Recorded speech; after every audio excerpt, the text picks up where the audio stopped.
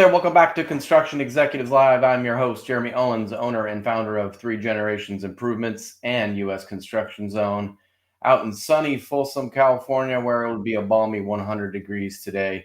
Hey, we have a great show for you today, especially if you guys are familiar with wildfires and how it's affecting you and your livelihood and your homes. So stay tuned for this one. I have a couple quick notes here.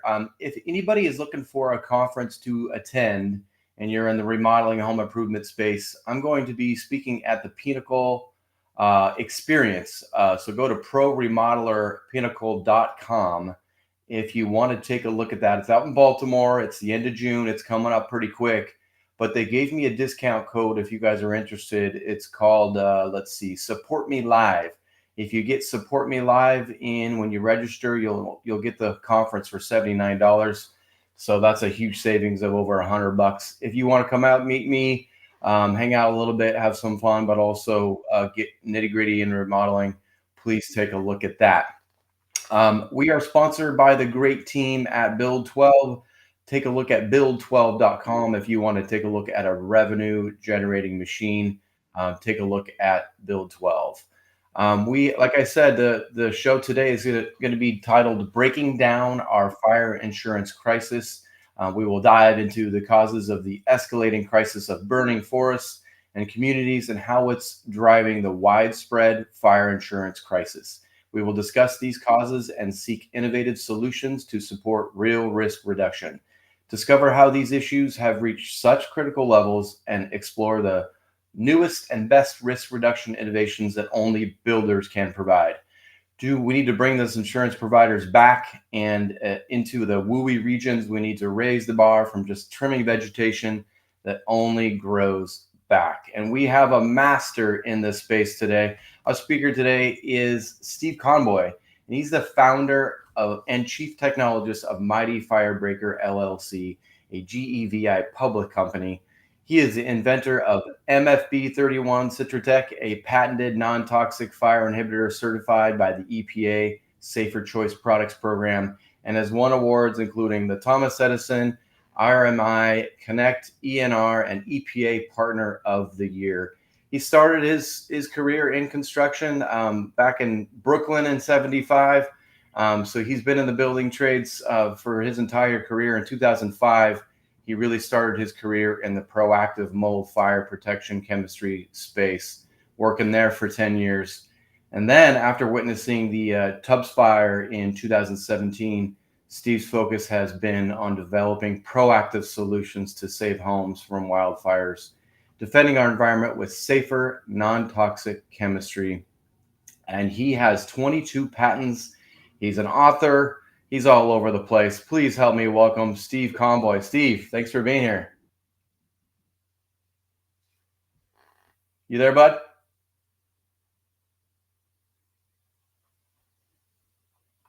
Oh, we're having a little bit of technical issues here. There he is. Hey, Steve. Thanks for being here. I'm great. Thank you for being here. This is a really good timing live show, as you can imagine. This is critical times that we have here, especially out in the West. So tell us a little bit about your career in construction and how you got to this space now. You know, it's amazing. In the introduction, you talk about where you live. Yeah. That's a pretty heavy-duty wildfire region. That's just waiting to go, you know? So we got to come up with solutions. I'm definitely not a firefighter. I have a lot of them around me now as advisors. I have one in my room right now that was a former CAL FIRE captain. Mm-hmm. And these guys all start out as skeptics. In other words, how can there be something so good that can help us stop fires faster? That's what the show's all about. Can we stop fire faster, make it safer for those guys to put their life on the line to go and save our homes and save us in evacuations? And so everything we do is in honor of them, just the way we honor our police, right? So yeah, absolutely. So how do you think, where do you think we got to this point, Steve? Like, why are we at this point now? Especially, let's talk about just the forest for now. Like, how do we get to this point? Well, you know, if you ever read my book, Nature is Screaming, we built right into these WUI regions since World War II with the GI Bill, and we did it without any thought of how do we make buildings resilient. Mm-hmm. So the codes are all moving towards resilient exterior products, the siding, the deckings, the roofing. That's all great, the vents. But for, so many years, we were putting up rack screen vents and gable ends and roof vents that kept out varmints and didn't even think about flying embers into combustible space, right? Right. So redoing vents is a hot topic. It's real easy. We just go to the NFPA 1/8-inch galvanized screen and double screen. Don't even take out what you have. Yeah, right. But, when we go out doing wildfire defense, it's all about contractors, training contractors. So I got into space as a carpenter out of Brooklyn working high rise, transferred to California to build in the big housing boom as a framer before there was even towns like Mission Viejo. So I crossed over into the engineered wood business as an engineering technical rep on why we even went to I-joists. And part of the reason is because the forest couldn't support those solid floor joist members anymore because we hacked all the old growth. Yeah. And the government limited the old growth. So now we're building with juvenile lumber, and juvenile lumber doesn't have the bending values of old growth. It also burns faster because you don't have as much growth veneers. You have a lot of sapwood, so buildings burn fast. We don't have enough veneers to make plywoods because veneers, the growth rings become the plywood. So we switched over to OSB. Yeah. And OSB is held together with phenolic resin and MDI, and it makes it highly explosive. So for the firefighters going into buildings with engineered wood, the floors were collapsing faster. The OSB was exploding.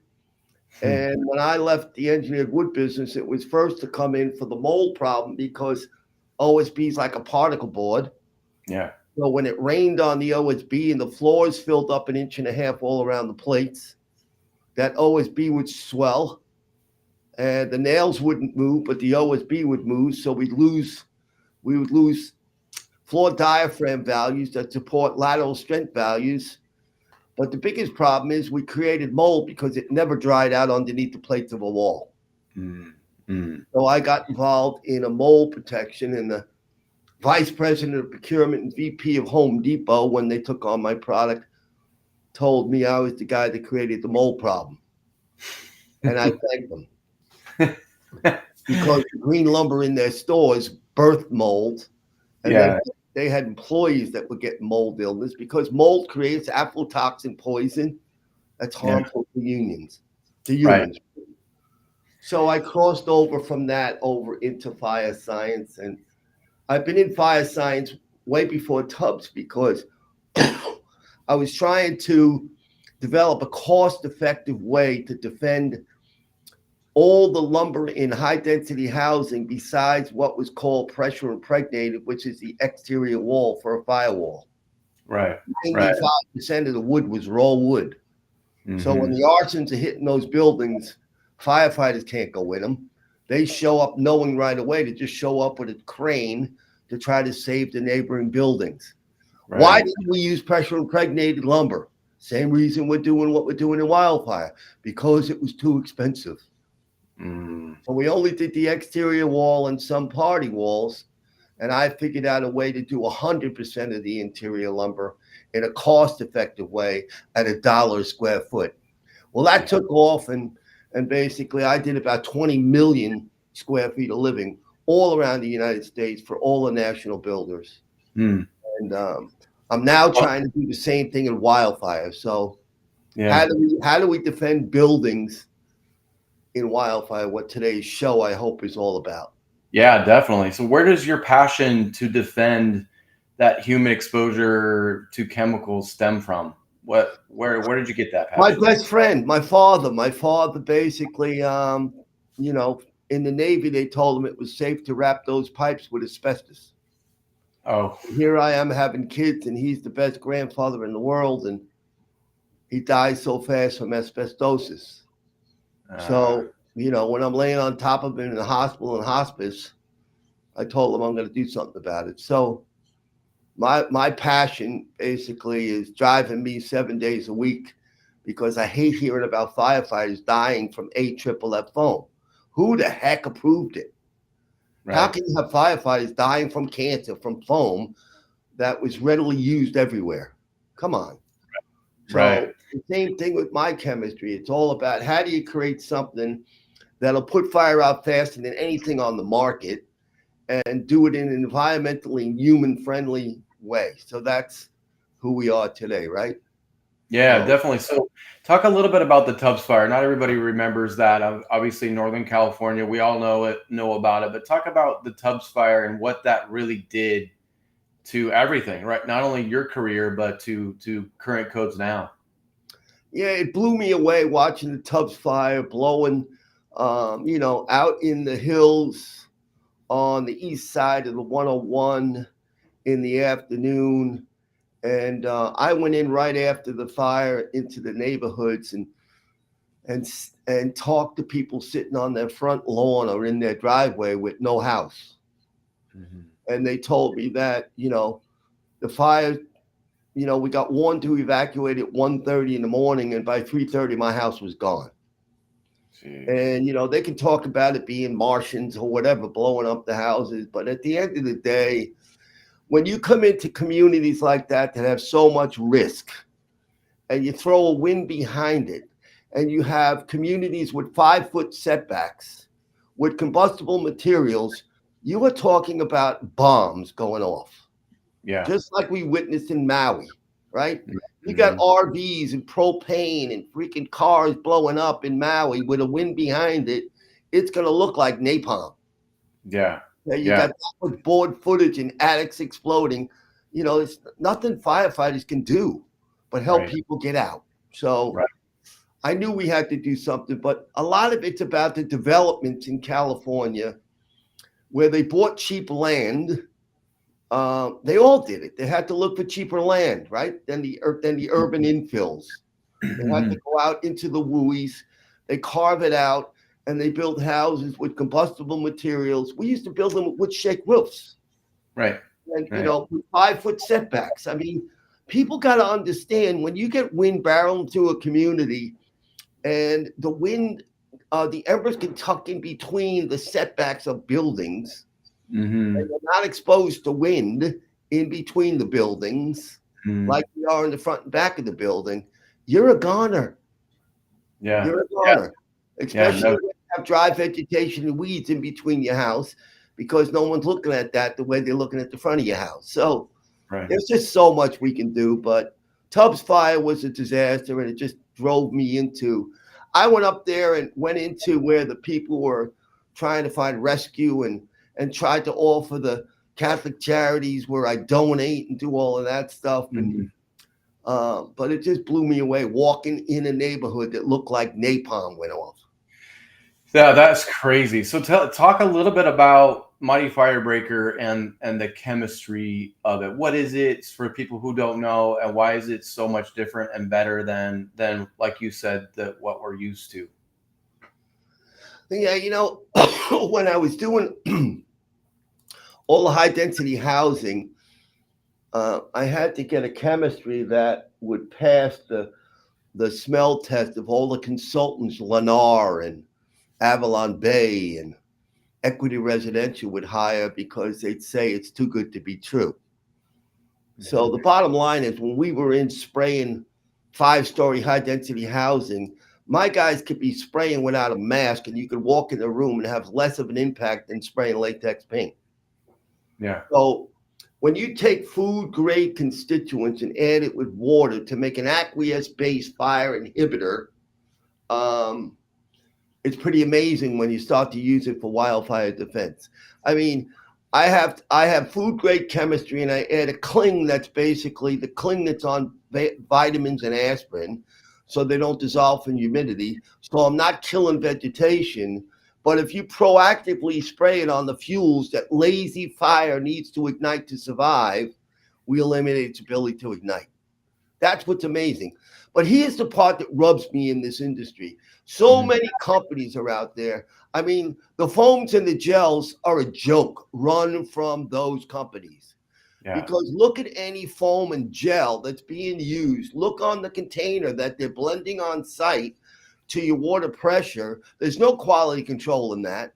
And then the supplier who produces the concentrate says, well, if it's out there for and dries up, like in your temperature right now in 3 hours, reapply it. Well, how do you reapply it if you shot your wad out of your system? Right. Follow me? Yeah. And, so the beauty about this chemistry is we can apply it early and bone dry. Some of these products, we see trucks running around up in Napa that say long-term fire retardant. There's no such thing. Right. It's all BS. It's like everybody says they're safe and environmentally friendly, and you say, okay, prove it. How do they prove it? You know, we went to the EPA, and basically for the first time ever, the EPA put us into a program. They've only done things for soaps, not fire retardants. Right. And, you know, they went to, they hired a laboratory that really vetted us out. And for the first time ever in the EPA, we're the safer choice for fire retardants, which is good for mankind. Good advance. You know, we got to keep advancing, right? So, I mean, I can go on and on. I'm sure you have other questions to ask me. Yeah, no, I do. I'm always fascinated with the chemistry because I can see how people would go, hey, no, that's too good to be true, right? Because they're so used to these other products and almost like adopted them. And so it's so hard to break through, right? How do you break through, especially when you have like government agencies you had to get through and red tape? And how has that process been for you? It's probably been exhausting, correct? It's brutal, but you know what wakes me up is the fact that I laid on top of my best friend when he was dying. That's what gets me going, bro. Yeah. They're brutal. I mean, they're all skeptics, and they keep on doing the same old thing. And let's face it, in the wildfire business, the fire departments and everybody doing freaking trimming chases the money, the federal money. And I'm the one saying, wait a minute, we need to have a freaking tax credit. If we're doing it for solar, we need to do it for wildfire defense. But we got to do it in a way where it's an accredited program, not somebody saying I'm safe and I'm environmentally friendly. We need the architects involved. We need architects vetting out all these companies that make these freaking claims. And that's what we're doing with that AEC daily course. Hey, here's something else. Water, right? Look at the bubbles in the water. You know what's amazing is the federal program for dropping out of planes says your pH has to be 10 or less. The pH on this right here is 10.4. So why? You follow me? Yeah, why?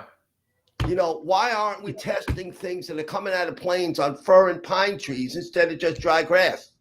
Right. We need to raise the bar like we raised the bar in the engineering community after the Northridge earthquake. And we came out with hardy panels and strong wall systems and earthbound. We didn't like it as framers. We used to be just putting it in a lead embrace, a 1x6. And now you want to put in freaking hold downs? Right. We didn't like it, but it became the norm. Right. It's just like in the auto industry where they added the airbag. Okay, you think they liked that? No. But did it reduce risk of heavy injury? Yes. We need to do the same in this propaganda freaking campaign that we're all going to die from climate change. Guess what? We can beat fire if we can get chemistry on things that it needs to advance on before it arrives. Right. So with that, you can ask me another question. Sorry. Yeah, I love it. I'm fired up. Let's go. Let's go break something. Yeah, you got me fired up, Steve. I wanted to talk a little bit because I'm in this space, right? We're doing siding, we're doing windows, we're doing Class 1A exteriors, we're doing the Vulcan vents, we're doing all these things to protect. What's crazy for me is that it's such a moving target with wildland urban interface, WUI maps. Things are so moving so fast and changing so fast. We can't keep up. We have no idea what building departments are doing. It is such a wild west right now. So tell me a little bit about what's going on with these maps. What can we expect? What do we do?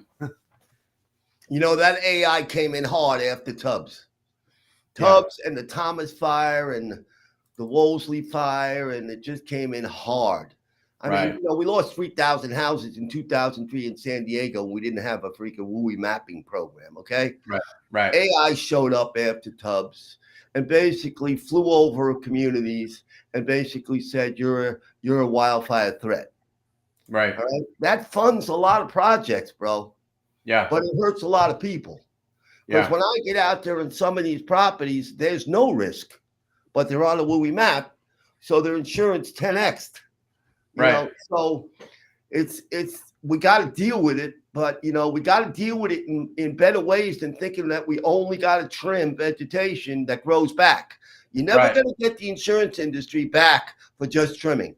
And we got to pay attention to the underwriters. And we heard their cry because we're builders. And it's the only one's going to have an impact on the insurance industry is a GC builder, not a gardener trimming. They don't even want to hear about it. These underwriters are smart. They want a no shortcut program. They want everything documented, and they're going to want chemistry as a second line of defense deployed.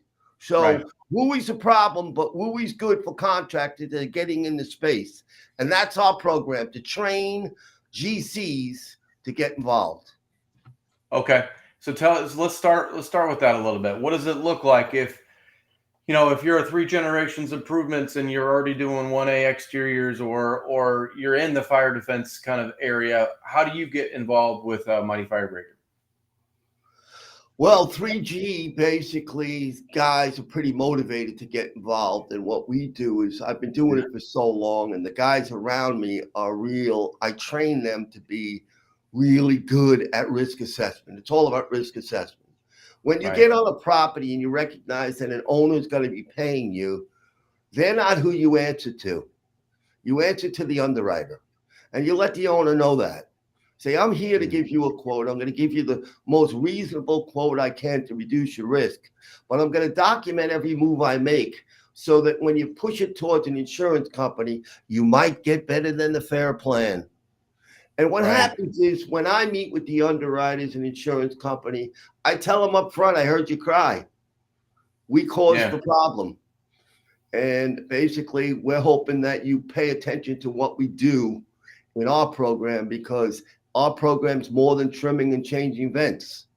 We're basically going to go no shortcut on that NFPA list, but we're also going to add a second line of defense, and with AI, smoke detection monitoring, that can activate a wildfire defense system, which we hope one day becomes the new code in these regions that you guys want to call WUI. If you're going to be calling us WUI, then give us the ability to work our way out of these unsustainable insurance premiums. And that's where GCs come in. I was on a call once with a retired fire chief, my attorney general, and the heads of CAL FIRE that were running the FEMA program. And the news, $40,000 house. A program didn't go anywhere. And I said, we want to help the program be successful. So we had a conference call. And when I was done talking to them, and I told them, the only way you can be on a property doing real wildfire defense is to be a GC. You can't be a plumber. You can't be a landscaper. You got to be a GC if you're going to be climbing all over the roof, and you're going to be changing things out. And you're going to close up decks. And you're going to change vents, and you're going to hook up wildfire defense systems. And when I was done on that Zoom call and I got witnesses, they said it's the best program they ever heard. It's the GCs. And we can train them all over the Western region to really address this problem. But we got to get the federal government to come in behind with a tax credit, just like we do for solar. Motivate people to invest in wildfire defense, so you can get them off of this stupid FAIR plan, which is nothing but the same insurance companies in a better club. Yeah, no doubt. So, I mean, as you mentioned, 3 generations is involved with this system. My dad, Kurt, just installed the Mighty Firebreaker system on his house. He lives in a WUI area. But you saw his house, Steve. He's got everything tight. It's ready. Now he's got the sprinkler system ready and armed, and if something happens, he can hit go and be really confident. So he's ecstatic, but he's also already getting feedback from insurance companies. So let's talk about that a little bit. All right, we're not giving up, bro. And that guy's an amazing dude. You know, he installed that system with a former CAL FIRE captain. Right. Who's out there running my quality controls. Okay. Yeah. We are not giving up. I mean, right. I worked for the government for a term. Okay. I was part of the U.S. Department of Treasury, the International Trade Administration. I spoke at the United Nations. I spoke at the World Trade Conferences. I'm not giving up on this tax credit.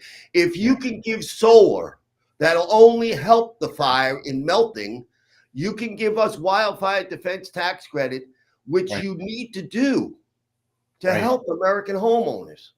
And we are going to rally up general contractors to sign a petition to get this done. I've met with Senator Dodd. I've met with Congressman Huffman. We met with Congressman Peters. We are going after these guys to get this on the agenda.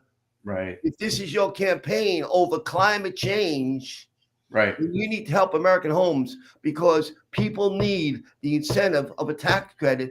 But just think how much money it would save FEMA.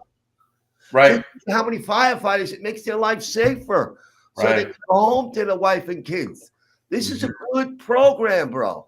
Right. And we need to rally around it. And we're ready to train contractors wherever we go. We started in California, but let me tell you something. We are all over the Western United States, from Colorado to Idaho, Montana, you name it, Hawaii. We are there.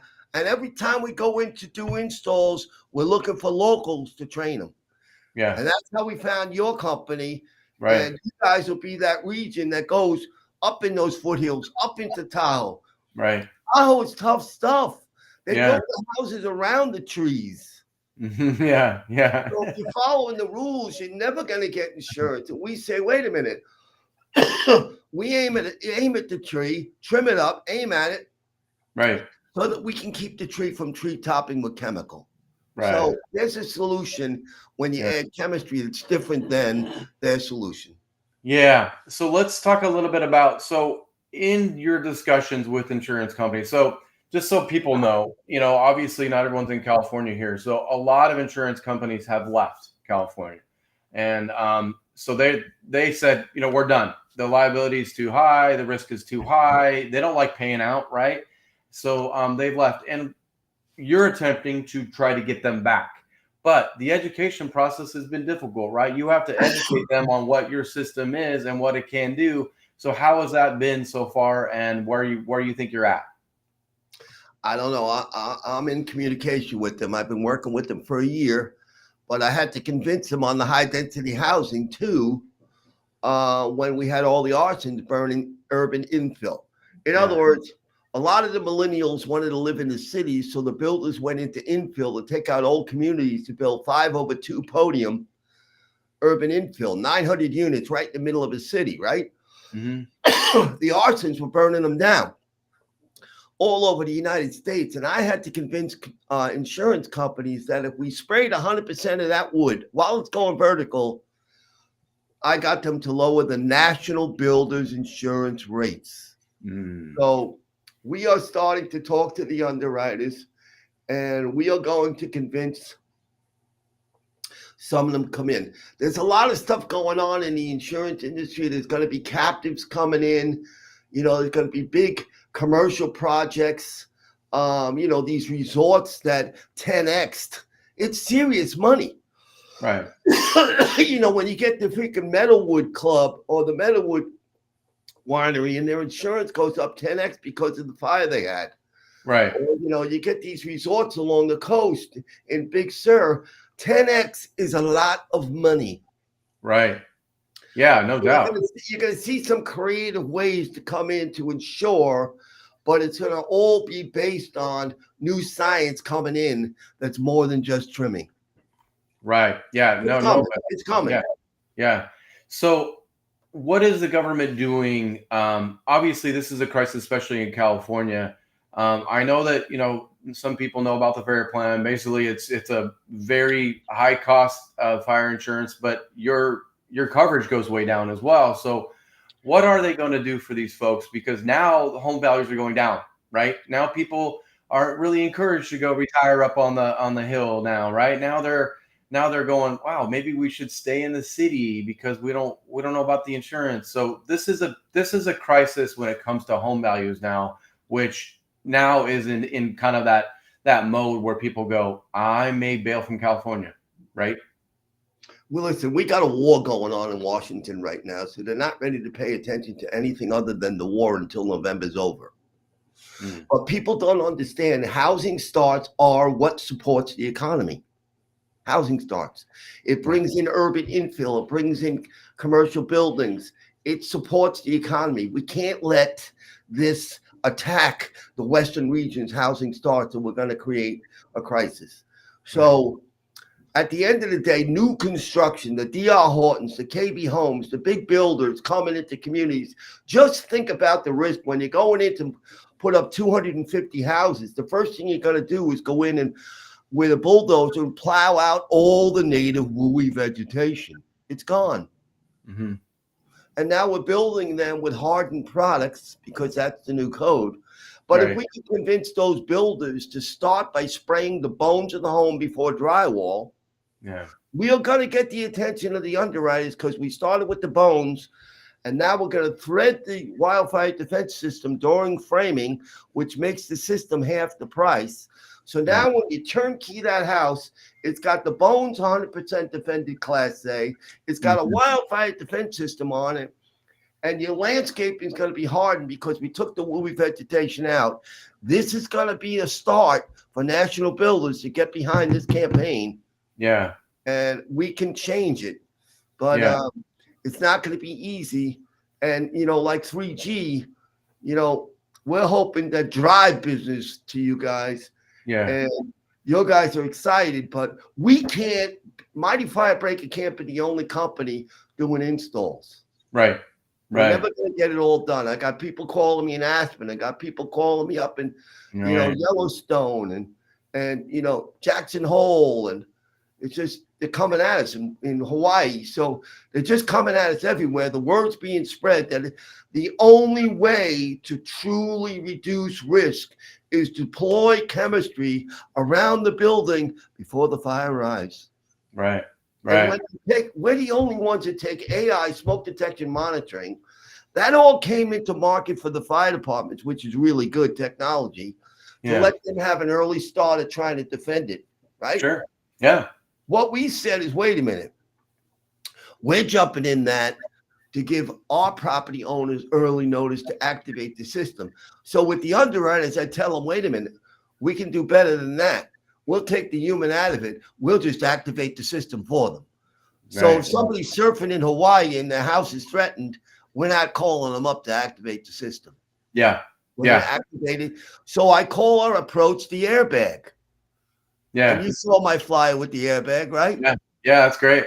Great analogy. This is how we convince these underwriters that we got their back. Every single job we do, we got your back to reduce your risk. And that's how we're going to get them back. And I'm telling you, you're going to see it in 2024. You're going to see great insurance companies coming back. Right. So what would you say to the homeowner? Let's just use my dad Kurt as an example, right?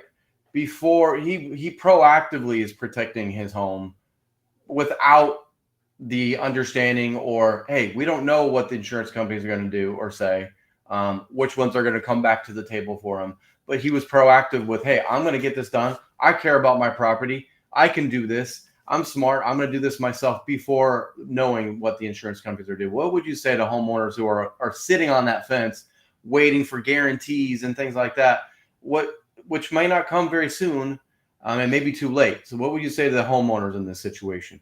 It's not too late. And just like I told Kurt, do it now. We document it now as if you're going after that discount. Right. Because eventually when they come for the discount, you got the documentation of what you did. Here's a big difference. In other words, when you think about fire retardant, the history of fire retardant, you think of toxic chemical, right? We see all the lawsuits over the killing of salmon and trout. We see all the lawsuits over creating blue algae in our drinking water. All we all know is that fire retardants have been toxic forever, right? Everybody does. Yeah. Well, finally today, we're not toxic, and we're UL Green Guard Gold, and we're safe around children in schools, and we're zero VOC, so we can go inside, we can go outside, we can blow inside the vents in an attic.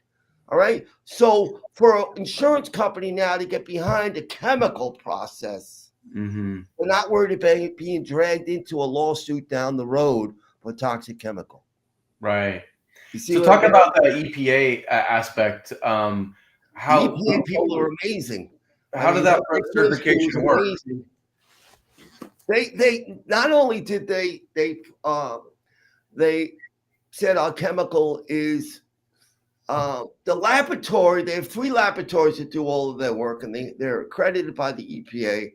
Mm-hmm. And Leslie, the one we worked with, NSF, great people, coached us on how to get through this process. It was grueling, and they audit us in our production facilities on our quality control and documentation, and they audit everything we say. So this is the process that we want the architects to recognize as we go forward, looking for a tax credit. That products come in to get the tax credit have to be vetted out by an architect. Now, you as a builder know this. You've always built buildings where it was the architect who always had the authority over fire protection, not the building department, the architect. Mm-hmm. And that's why I'm going back to that community with my course. And my course right now is setting new records in AEC Daily on people taking the course. So, bottom line is the EPA made us the Safer Choice Partner of the Year. And it's pretty amazing that all of a sudden the fire retardant part of the EPA program. So they're serious about the future of the environment. Yeah. And so are we. And we don't want to kill fish. And we prove we don't. And not only did we prove it in the federal government up in Missoula on the trout, but we proved it on minnows in California. And what's amazing is to get California certified as non-toxic and non-hazardous, you have to go through a minnow test with a laboratory, and we do that test, so we're non-toxic and non-hazardous. So this is where we got to raise the bar in chemistry, because it's going to take chemistry. We can't count on enough fire trucks to show up. There's too many fires. Right. Yeah, no doubt. It's not their fault. We got to help them as homeowners, and we got to rally people to get proactive. And we're trying to make it so available with backpack cannons and things for people to spray and remove the fear of living in a WUI. But we got to rally for this tax credit, and maybe we'll get moving after the war's over in November. Yeah. So tell me a little bit. You talked briefly about this, about mushroom, I guess they call it, right? Insurance crisis mushroom. What is that exactly? Well, the same companies that are pulling out of California, and they send you a notice that you've been canceled, are back in the FAIR plan. Oh. Yeah, all of them. And the FAIR plan's more money, right? Oh, so God. This is we've been meeting with Commissioner Laura. I've been calling Newsom to try to let us come in a meeting with him to show you what we're doing. We'd like to meet with Newsom. We'd like to show him what we're saying about a tax credit, because, solar, clean energy. Okay, well, it does us no good to have solar, wind, clean energy if the smoke that we create in one day undermines all the gain in it. Yeah, good point. Come on, man. We got to add engineering into what we do. Right. Move forward. And there's no engineering in that at all. Right. Let these fires. We see a fire last week that was burning for a freaking week on dry grass. Yeah. I mean, really? Atomizing cannons, blowing chemical out of tanker trucks, create fire breaks. Instead, you got guys out there with a hoe. Yeah. Fire break. It's like, really? So, we also saw a high density fire over there in Northern California last week. They never say it's arson, but at the end of the day, when they burn down like that, a lot of times it's arson activity. Yeah. The same thing with wildfire. They don't call it arson, but they're saying 85% of the wildfires are lit by humans. Jeez. So, these Canadian fires, it's like, how do you have 30 fires going off at the same time? Yeah. So we gotta embrace, we gotta treat wildfires not, everybody wants to say they're good for the environment. That was cool before we built communities into it. Yeah, that's a good point. Right. Okay. Yeah. Now it's an enemy. So we gotta treat it like with the military with missile defense systems. Right. Right. It's the enemy. It's not good for the environment. Yeah, Okay, no let it doubt. burn dead forests. Don't come in and burn down Tubbs fire. Right. Yeah, exactly. So in a perfect world, where do you see Mighty Firebreaker going? If you had your way, if things were a little bit easier and the red tape wasn't quite as thick, where would it be? Where would you envision yourself here? Well, I'm going to turn into the new 50 next week, which is 70. I still got the energy to keep fighting, but where I'm going now is I'm going to push for this tax credit. I'm going to push to get hundreds of general contractors trained. Part of doing that is you got to build the back end of me. I got to create other guys that are like me. And that's what I've been doing. Right. And I got those guys that when they're on a site, they're going to be just like me, training contractors. So wherever we go, we're looking for the GCs to come in and do it. So we're going to grow in that way. We're also going to continue in our conversation with the insurance industry. We're going to convince the insurance industry that we can reduce risk to make them be able to insure properties with less premium for more insurance and less of a deductible. That's going to be big news when that happens, right? Right. Yeah. No. Yeah. We're passionate about it, and we're in communication with them. Okay. And the other, I'm just starting now. My moving towards the big box stores, so that people can go to their garden store, or go to their Lowe's, or go to their Home Depot, or go to their Tractor Supply and their Ace Hardware, and get this eco-friendly, safe chemistry, so they can spray it on under their deck and around their house. So, if they had an ant problem, they're probably spraying something more toxic than what they could do to save their home. Yeah. So there's a lot of things we're going to do now to get the product out in people's hands, but nobody's going to do it better than a general contractor putting in a wildfire defense system. Here's what's amazing. You heard of Oakmont and the fire threats in Oakmont, okay, over there in Santa Rosa. I got a woman in there that owns 3 houses, and we were going to donate the houses to her. And the Oakmont Community Architectural Review Board and the Firewise community told them no. And what I was trying to tell the people that were trying to get approval is, we don't even need a building permit. Yeah. In other words, when we come in with a tank, we're not tying into the county water pressure. Right. Right. When we come into a pump with a pump that can plug into an outlet, okay, we're not doing anything that needs to be code. And you're saying no because of the Architectural Review Board to give this person extra defensive chemistry? To me, that's got to end. We got to be able to get more people to get this product. Right. So we're going to have an event in Santa Rosa coming up at the Flamingo to teach people. Okay. We'll have another event up in Truckee. And yeah. Yeah, we'll be there. So what does it look like for if you're a GC and you're wanting to get more information? mightyfirebreaker.com, correct? Yeah. And then what is the steps they need to take to get on board? Do they need to do some certifications? What do they need to do exactly? Because I know that's going to be a huge question on this show. Like you guys came in, it was like 2 days. You come in and we spend a day together. We get to know you. Right. And, I have retired fire chiefs and retired fire marshals and fire captains. We're all talking to you about what we do. Right. And then that's a day where we're just teaching what we do. We do live demos. We're showing them how to install a system, and we're showing them how it doesn't burn certain things. And then we give them a simple test.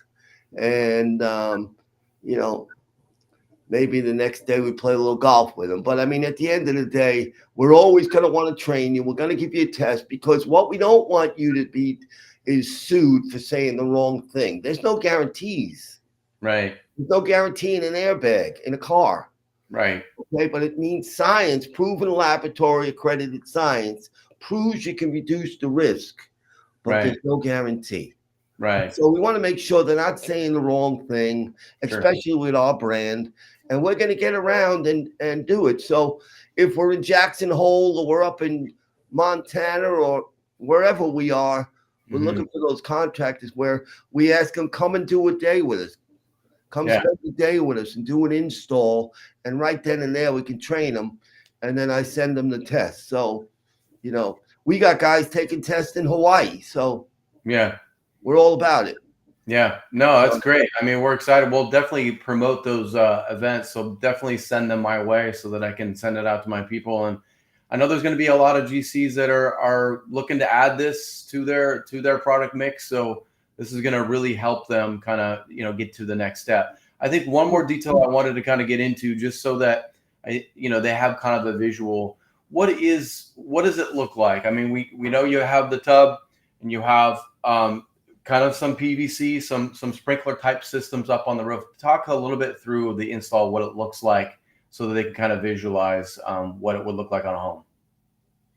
I got a CAL FIRE retired captain sitting right here in the room with me. He just did an install in Montecito, Santa Barbara, in an area where nobody can get insured. None of those mansions can get insured. And basically, when I showed up to show them what we were trying to do there, we weren't going on the roof of that building. We were going off in the vegetation. So behind the house was a lot of vegetation we didn't like. It was too close to the house. Vegetation close to buildings creates combustible heat that blows out windows, and then you're done. Yeah, right. And then in front of the house was a hillside of vegetation. So he did 3 tanks out there.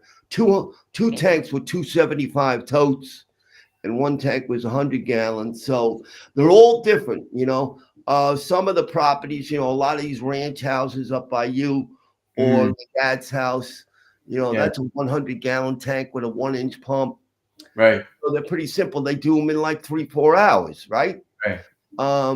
So they're all going to be different, but you're looking at the things that could burn near the house that you're trying to remove. Right.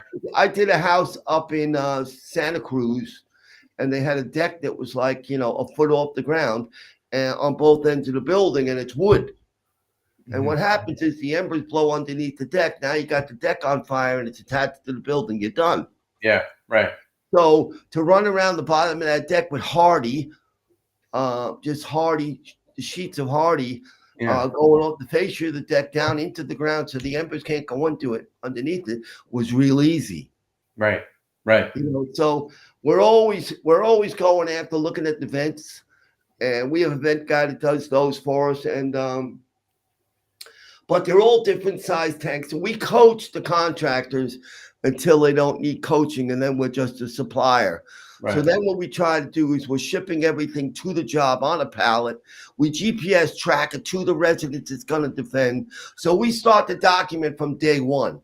We're shipping you the pump, the tank, the chemistry, everything on a pallet to the house, GPS tracked, so we can build the case to one day get that property better insurance. Yeah. Yeah. No, that makes sense. So that's a great idea. So sometimes it's going to be on the house. Sometimes it's going to be around the deck. Sometimes it's going to be on the fences. Right. So every home is going to be different. And part of what the GC is going to have to do is analyze that property a little bit. Right. They need to look for those. And I know that's part of the training is look for those problem areas where the fire would come from. What would it do? And then create the solution. Correct. Yeah. And they come to me. The best thing is they send me a plot plan and I coach them, send me pictures. And, I got a team of people that can help you. I had one house in Redlands. Redlands is another area you can't get insurance. And the contractor wanted to put 15 sprinklers on the house. And I said, something's wrong here. And I went out there. And there's no sprinklers on the house. The roof is hard. The siding's hard. It has a pool. It has concrete. What was the problem was the outside the rear yard fence was WUI that nobody manages. Right. So that sprinkler system was 300 feet long off the top of the fence. Yeah. None on the house. So this is what we try to teach them. And, you know, you got to knock out the risk, and that's what we do. Yeah. Get the chemistry on anything. You could put chemistry on a cloth towel or a newspaper, and when it's bone dry, try to light it with a 3,500-degree torch. You'll turn it black, but you'll never see a flame. So once they understand that, then they know get the chemistry on things that are really vulnerable and easy ignition from wind-driven hot micro embers.